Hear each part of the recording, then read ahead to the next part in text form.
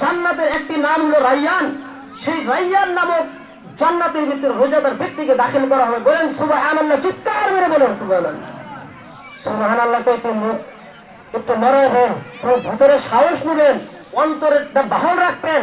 একবার যদি কোনো বান্দা সুবহানাল্লাহ পাঠ করে, আল্লাহ রাব্বুল ইজ্জত আসমানের ভিতরে আরশের মহল্লার মধ্যে 70 জন ফেরেশতা নিয়ে সেই বান্দার পুরো সুবহানাল্লাহর সাথে, সেই বান্দার তাসবিহের সাথে ফেরেশতা মণ্ডলী 70,000 ফেরেশতা সহকারে নিয়ে তাসবিহ পাঠ করে। বলেন সুবহানাল্লাহ।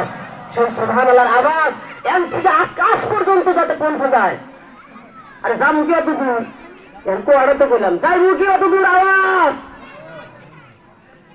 কেরা কেরা কইছে যাইবো, কেউ কেউ মানে শুনতে লাগছে যাইবো না নাই। আরে ভাই মাইক ছাড়া একটু কথা কইয়া দেখি, ওই গাছতুরি যাবো না, ওই গ্রামের মানুষই শুনবো না, আপনারা কত কইলেন যাইবো।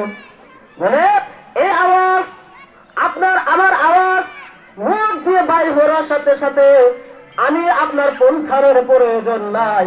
আল্লাহ রাব্বুল ইজ্জত 70,000 ফেরেশতা মণ্ডলীকে নিয়ে এই আওয়াজকে নিয়ে আল্লাহর আরশের মহল্লার মধ্যে ধ্বনি দেবে। বলেন সুবহানাল্লাহ।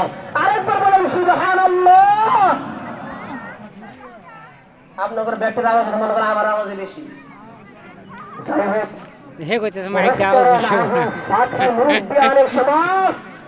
আরেকটি কথা গুরুত্ব সহকারে শুনে, আয়াতের অর্থ শেষ হলেন। রোজাকে ফরজ করে দেওয়া হয়েছে কাদের উপরে? আমাদের উপরে।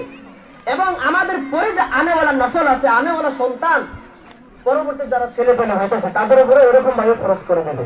এই জন্য বলছে কামা জৈসাকে, যেরকম ভাবে কুতিবা আলাল লাযীনা